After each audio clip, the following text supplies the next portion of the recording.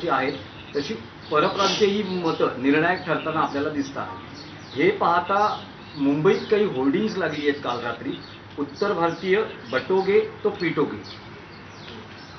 हे भारतीय जनता पक्षाचं आणि शिंदे गटाचं काम आहे उत्तर भारतीयांना, हिंदी भाषिकांना अस्वस्थ करण्याचं।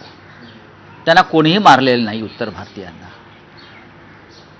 आणि कोणी जे मुंबईचे नागरिक म्हणून इथे उपस्थित आहेत किंवा इथे राहत आहेत, मुंबईचे नागरिक म्हणून, मुंबईकर म्हणून, मी मुंबईकरचा नारा माननीय उद्धव साहेबांनी दिला होता ना, पण जो मराठी माणसाच्या एकजुटीमुळे जो पोटात काही लोकांच्या भीतीचा गोळा आलेला आहे, ते अशा प्रकारचं दुहीचं राजकारण करत आहेत। मला एक तरी उदाहरण दाखवावं पोस्टर लावणाऱ्यांनी की शिवसेनेनं कोणाला इथे विनाकारण मारलाय, हल्ला केलाय।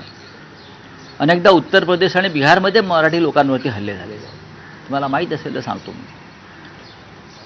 कर्नाटकामध्ये सीमा भागामध्ये आमच्या लोकांवरती हल्ले होतात, त्याच्यावरती कोणाला दुःख नाही। केलंय का? एकनाथ शिंदेने साधा निषेध तरी केलाय का?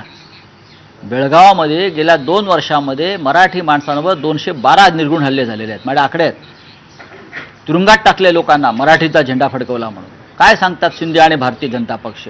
एकदा तरी निषेध केलाय का मुख्यमंत्र्यांनी किंवा उपमुख्यमंत्र्यांनी की बेळगावामध्ये सीमा भागामध्ये मराठी माणसांवरती जो अन्याय अत्याचार होतोय, त्यांना मराठी जगायचं आहे, मराठी म्हणून, मराठी भाषा त्यांना हवी आहे म्हणून हे हल्ले होत आहेत। आणि इथे उत्तर भारतीयांना पिटोगे काय बटेगे तो पिटोगे चाललेलं आहे।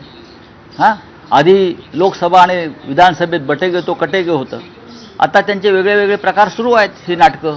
काँग्रेस आणि राष्ट्रवादीचे आपल्या महाविकास आघाडीतले आपले घटक पक्ष आहेत,